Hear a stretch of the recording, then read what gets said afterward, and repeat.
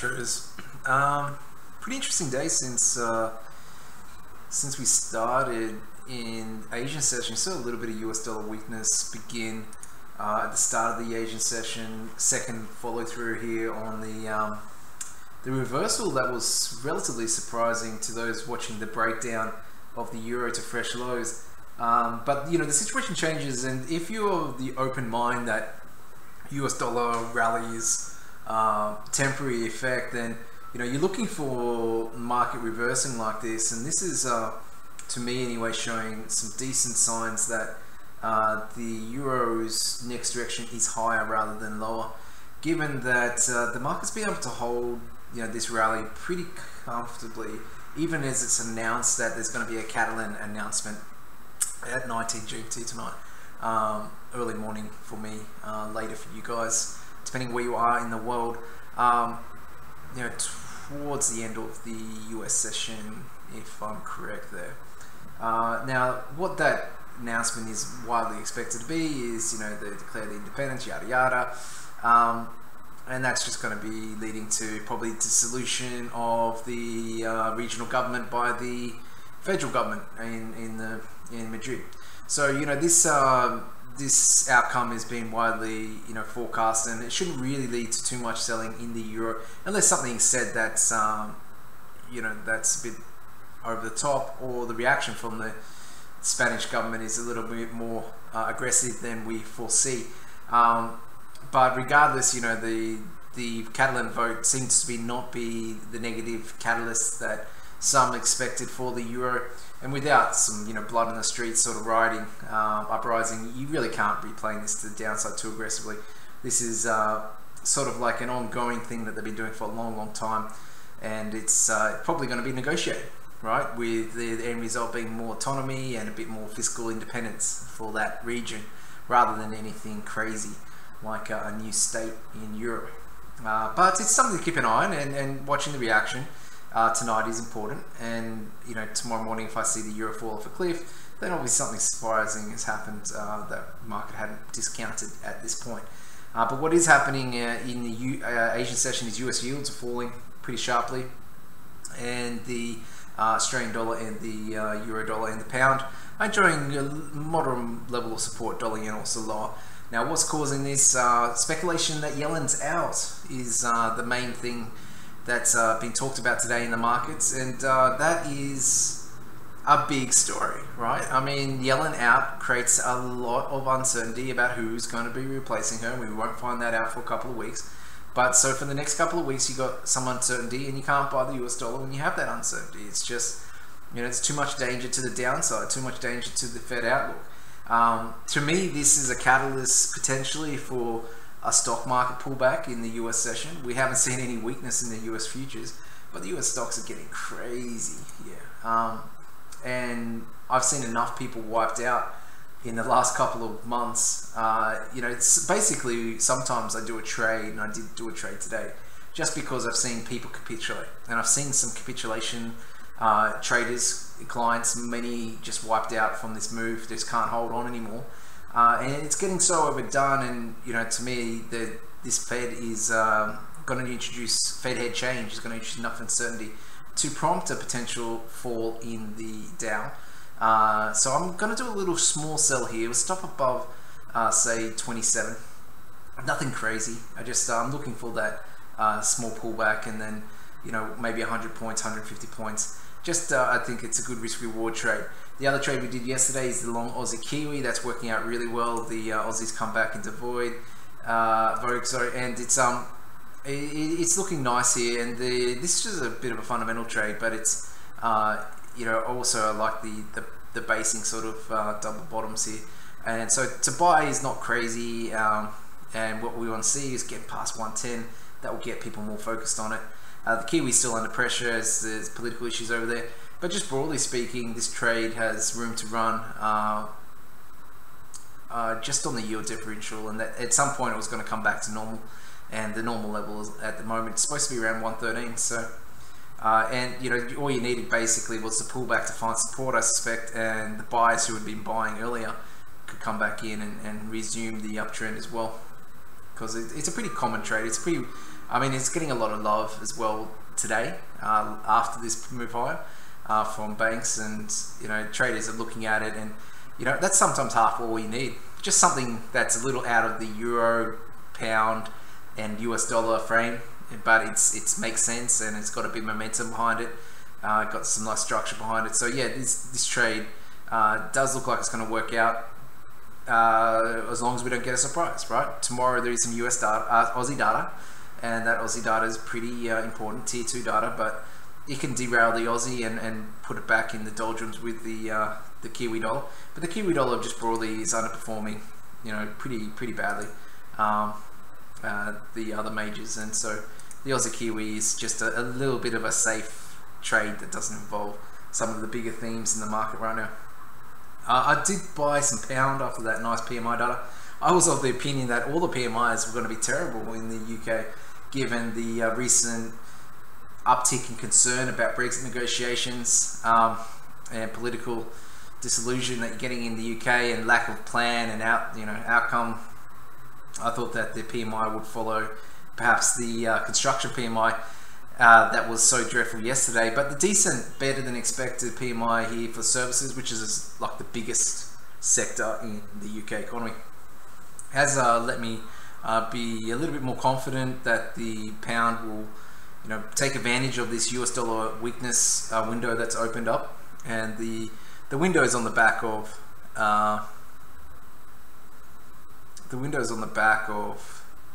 that Fed news, which I think will be something in the backdrop now until we get like a little bit clarification, maybe some inside scoop about who Trump wants to pick. Then some of those guys are pretty dovish, and other guys are pretty hawkish, and some guys are pretty much unknown. So their views on the market means that it's pretty hard to be solid buyers of the US dollar here, given the US dollar rally already. And the story behind the euro rally is October, ECB meeting is coming up, so you're getting long euro at some point, so obviously a good idea. Getting long the pound on the November rate hike is obviously a good idea as well, if the Brexit issues go back. But this is just a normal pullback anyway, right? This is a sort of the size of a pullback you'd expect from the size of that rally. So it hasn't really really broken any sort of rules or got to some major downside levels or anything that you would be a bit concerned. You should have been looking to buy the pound in general, and it's cleaned out a fair bit. Went below 133, which was a bit further than I thought.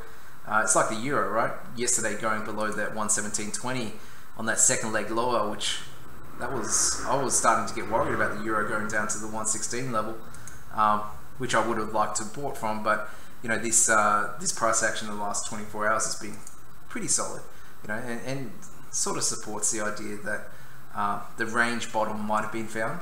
So if you're of the view that the US dollar and just the market, FX market's going into range trading now, that the US dollar weakness level has been found a couple of weeks ago, and that the US dollar strength rebound has sort of run out, then on the Fed and on the Fed December change and a little bit of nice data there, then then you should be looking for the resumption of the uptrend of the euro, or just range trading to continue. Perhaps the ECB will get more worried if we get back to 120 again. You'll get more sources being leaked that ECB will, I don't know, taper will be slower than expected.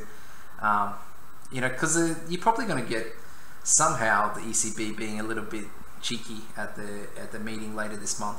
Probably along the lines of that they can change the taper speed, or the taper speed's variable, and then from that point of view you can get to the stage where similar to how QE lasted so much longer in the US than he expected, you could get them, talking about, I don't know, a pause on tapering as, I don't know, whatever reason, right? So, what it gets to the stage is that the QE lasts longer than you expect, and that would, lead to the euro bonds remaining lower for longer, and stimulus remaining in place for longer, and the euro going down as the timeline changes. Because what comes after the QE ends is the rate hikes, and so the rate hikes at the moment are like 2 years away. But if the QE looks like it's going to last more than, say, the next year, then all of a sudden the rate hikes are 3 years away, and that's a big change in the yield curve. and a big change in the trade timing of the euro rally, which you can't stop, right? I mean, this is how cycles go. You get the US raising rates, US dollar strength, euro raising rates, euro strength, and the US rates are priced in, the euro rates aren't. So that's why you'll get this eventual rally of the euro to 130, 140. It's just normal trading, as long as no one else leaves the eurozone, right? There's no political uncertainty, no more Brexits or anything like that.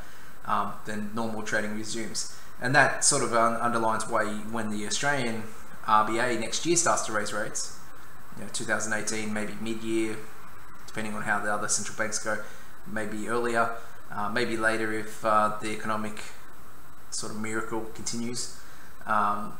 Economic miracle dies in China earlier than expected, then it could be delayed. But if, say, things continue on the trajectory expected, then they're raising rates at the end of next year, 2 times most banks in Australia expect, and that would be enough to get the Aussie up to, say, 83, 84, 85, quite comfortably, especially if the euro is rallying at the same time.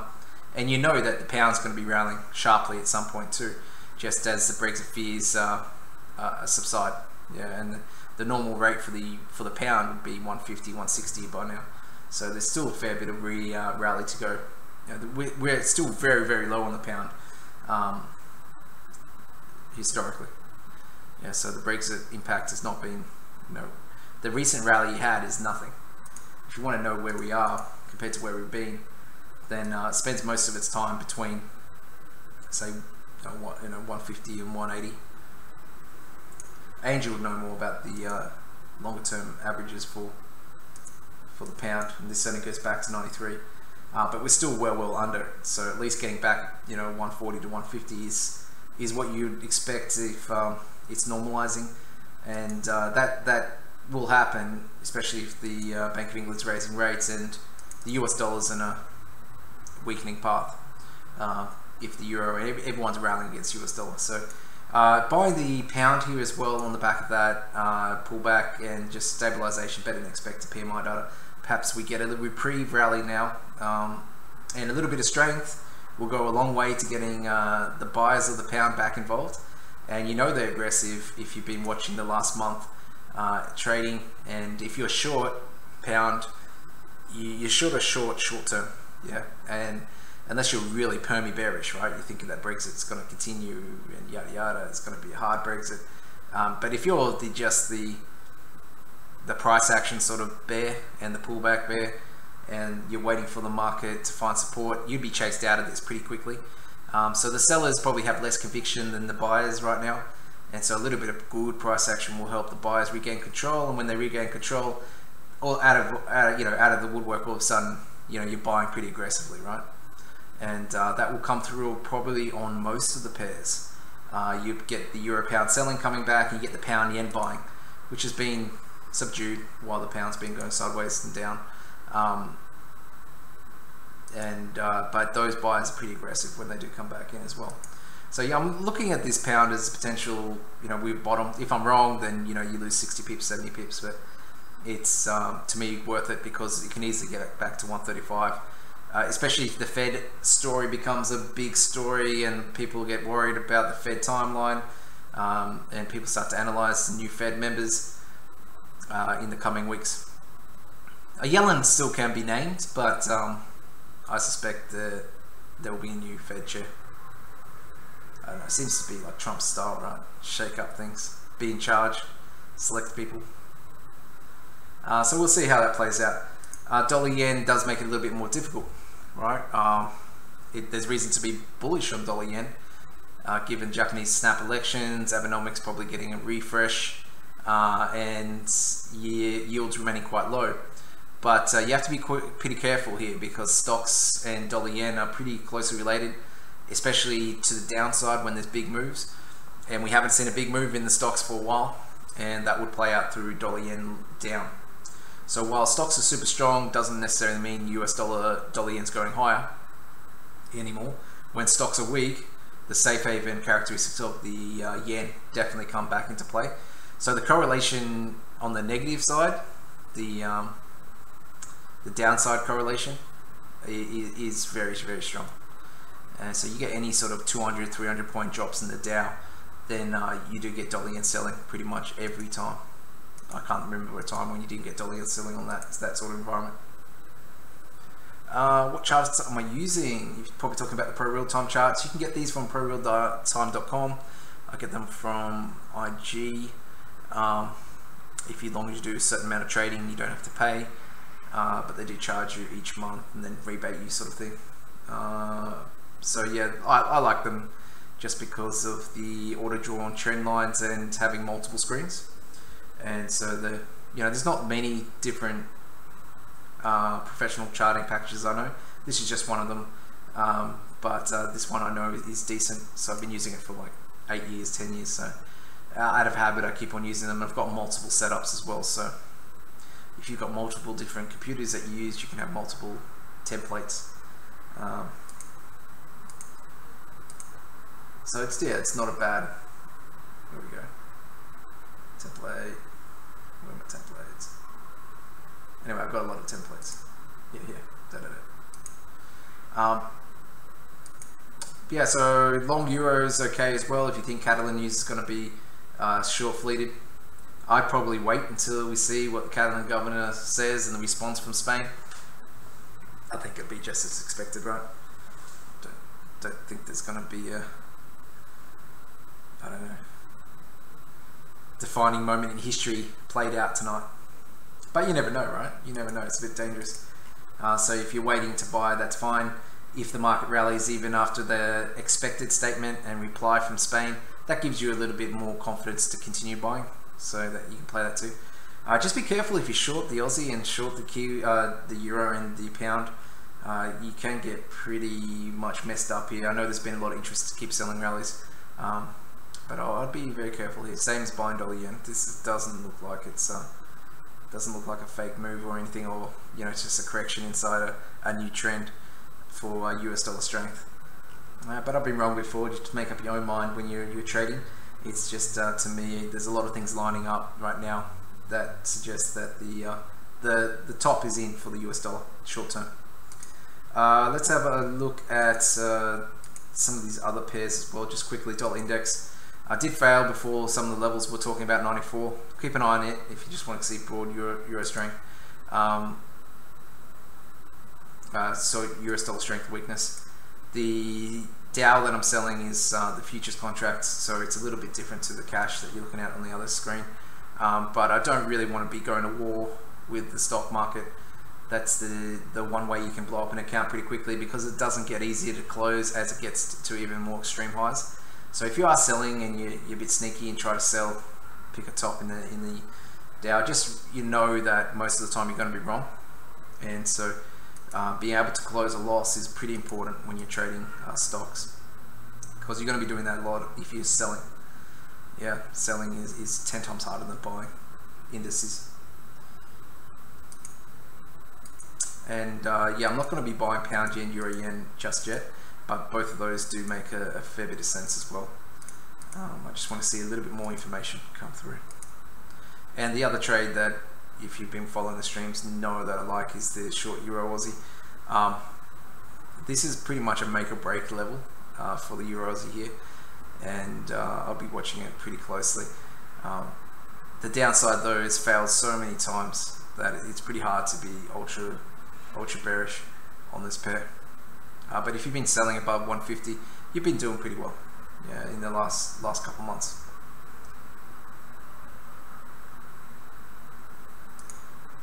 So yeah, that's my opening rant. You've seen the DAX fall. You've seen the ASX get smashed today. You've seen the Nikkei fall.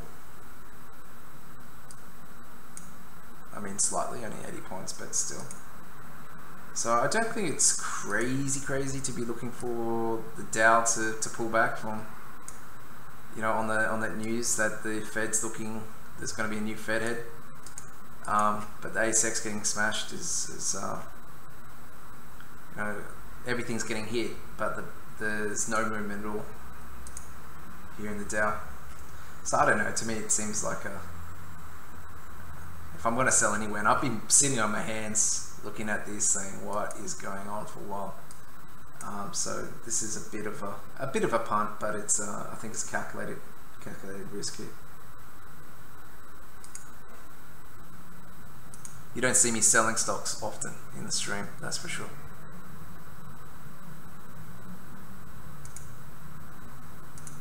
Most of the targets as well have been hit. So the year-end targets on S&P and Dow have all been hit. So it's like, you know, where are we going and why are we going here? Tax plan's going to be passed? Yeah, that's not clear at all. Let's have a look at some of the research out there. Just Deutsche Bank's notes.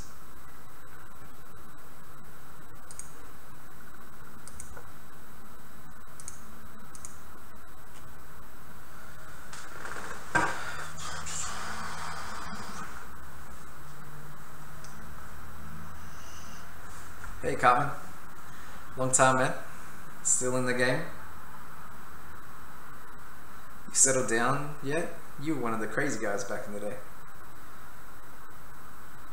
Triple your money or go home, I think was your motto back in the day. I hope you settled down and started grinding.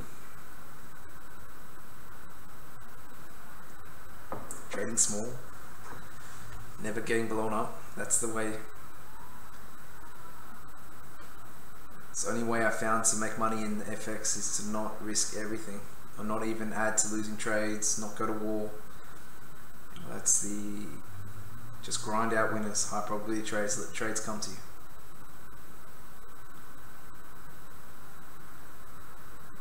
Let the good trades go through to the keeper, wait for the ridiculous, you know, the best trades possible, or the highest probability trades, because there's thousands of trade opportunities every day, and you know, trade as much as you can off the 4 hour.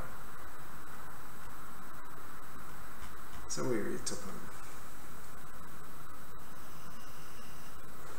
little in the way of the headlines overnight to support sell-off at par. However, discussions around the Fed chair have been cited as a potential driver.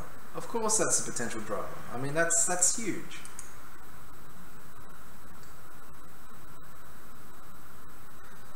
Yellen is speaking, probably not going to say anything about, you know, well, I mean, what could she say that's different to what she said already? You know, she's made it pretty clear that Fed rate hikes coming unless the data changes.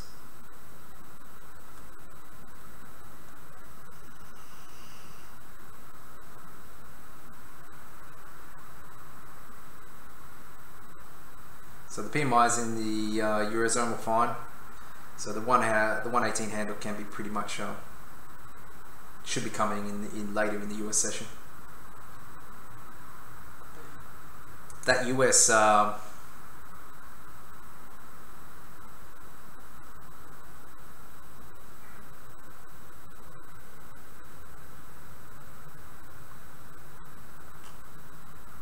PMI later tonight though may be a little bit of a cat amongst the pigeons.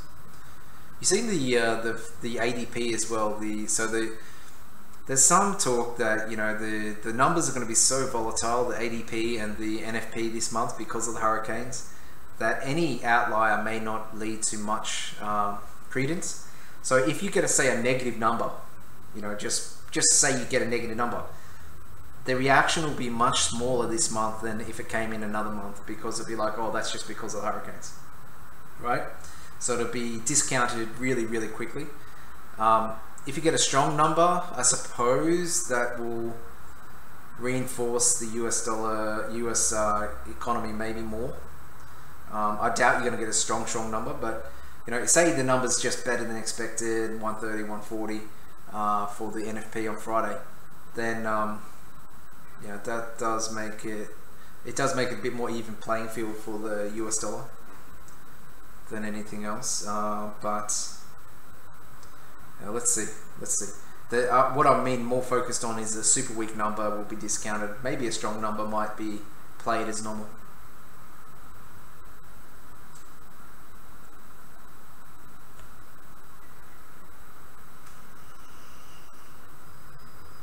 So the US yields, in terms of the US yields, you want to look at this 2.3 level, and it's pretty close now.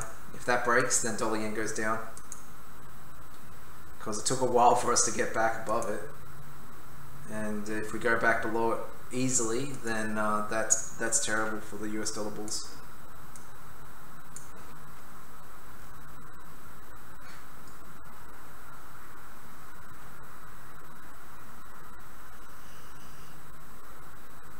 So there was a weak milk auction yesterday. Give you the exact number because I forgot it. Minus 2.4%. Yeah, that's enough. That number's pretty wild though. That number moves around a lot. But that's the weakest number in a long time. Let's have a look. That's the weakest number since March. So that could put some fear into the milk trade, which is, you know, a big underpin for the Kiwi dollar. That's you know, the fundamental backing of the short term anyway for the Aussie to rebound. But there's a lot of traders who are interested in this trade anyway. This trade is not just because of the weak dairy. You know, people have been talking about buying this as soon as we get stabilization and some sort of strength. There was actually a fair bit of buying on this first rally here. So we'll see if we can get past 110. We can talk higher pretty quickly, pretty easily.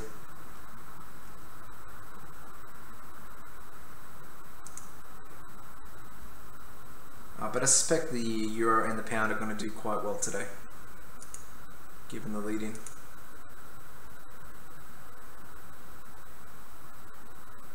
With only a super stellar PMI from the US, the main catalyst, the main fear I have anyway, is a really strong PMI number.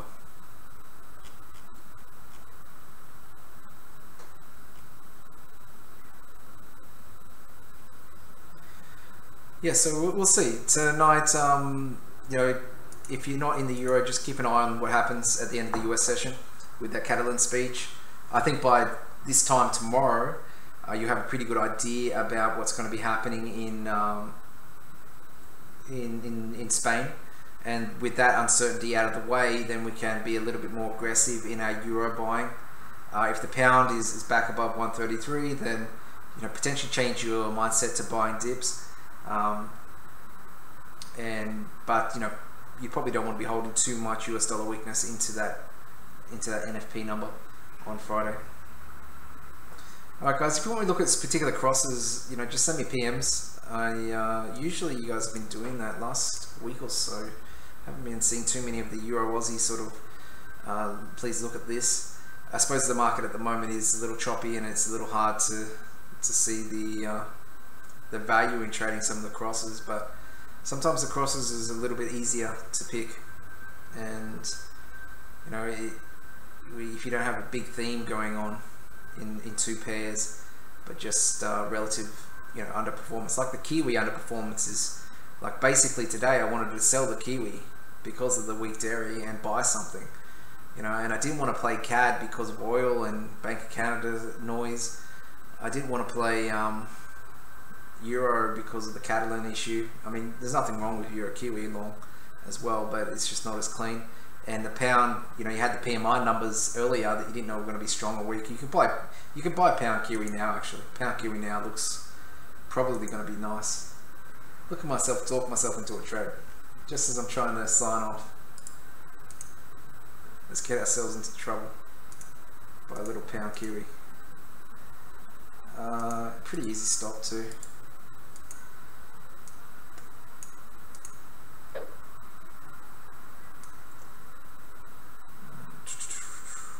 Don't be afraid of relatively large stops in the pound Kiwi, because the amount it moves is double normal pairs. We can probably go for a new highs here.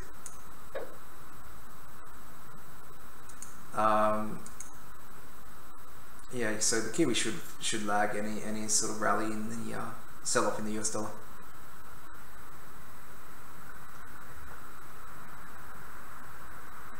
What are we doing buying gold, Cut? Jeez, Cut. I mean, that's probably today is the first day that gold's looking nice, right? Nice price action. There's a story behind it. You know, the Fed is a huge catalyst for gold.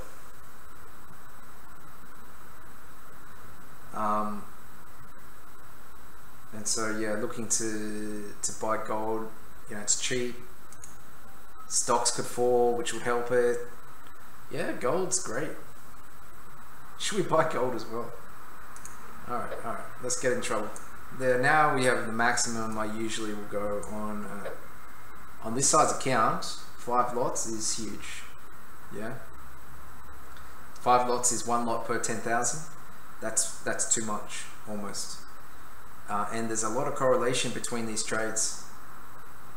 Well, there's correlation between that trade, and that trade. These two as well. So yeah, I'm really right or really wrong. So we'll find out on Friday when we're doing the live NFP. I've got a client dinner tomorrow, so that's a bit of a late thing. So I can't, but I have to go to that. So unfortunately tomorrow I can't and stream unless I stream late, which I might do. I might sneak in a little stream. Depends. We'll see what sort of dinner it is. Other than that, I'll be back on Friday. We'll do live trading. But otherwise, you know the trades here, so you know sort of my situation. If I change my view on any of these, I'll let you guys know tomorrow. Catalan, if it goes bad, it's going to help this, and if it doesn't go bad, it's not going to really do much. It's been discounted completely, so the risks are definitely skewed, top side for that one. But yeah, this is not a bad trade at all. We'll call this a Cartman trade. What's the target, Cartman? 1300? 130. Why there? Just above the previous highs? That's it? Alright. Suck in all the buyers, right?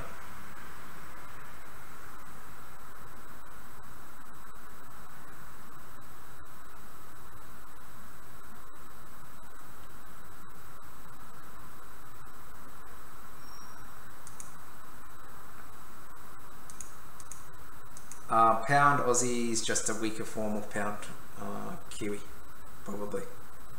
Deepak Geo. And probably pretty hard to play right now. Both are pretty strong. Pound probably more oversold short term than the Aussie, but I don't know. Aussie seems to get natural buys when it turns. Let's see how we go. Alright guys, best of luck. We'll see you on Friday how these trades are.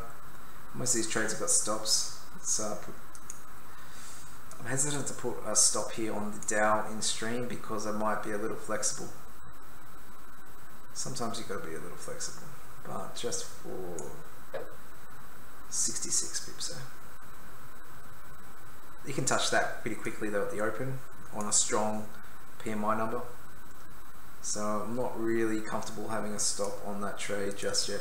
I'll close it out manually if I feel the price action after a rally is sustained, right? So what can happen is it could be shooting higher, sort of a melt up, sort of a blowing off the top scenario, and then you get a nice big wick. And as soon as we get nice wicks, that's where sellers get a little bit more excited. We haven't seen any wicks for a while, and what a wick is just telling you that there's been some selling pressure in that same period, and so that the new high has run into sellers or profit taking, and that's an opening of a door to a bigger move. When you don't have any of those wicks, then I mean, not all wicks lead to big sell-offs, but at least lead generally to a little bit of a pullback. When you don't have wicks, it's very hard to just see a market turn around randomly. Most big sell-offs start with pretty sharp, with relatively some sort of wick. Well, this is not, I mean, this is a Dow, so we haven't had too many sell-offs in a while. But Mark might know more about that stuff anyway. The candlestick sort of stuff.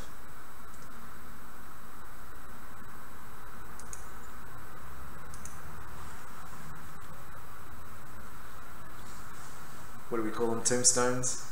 Dojis? Not dojis. Dojis are not enough. I don't know. There's death crosses and things like that, right? Whatever they are. Alright guys, I'll be back on Friday. I'm not a technical analyst, by the way, guys, so it's not about that. But you'll see there's very common. That was a high sort of view. You see it in currencies a lot. Big rejections.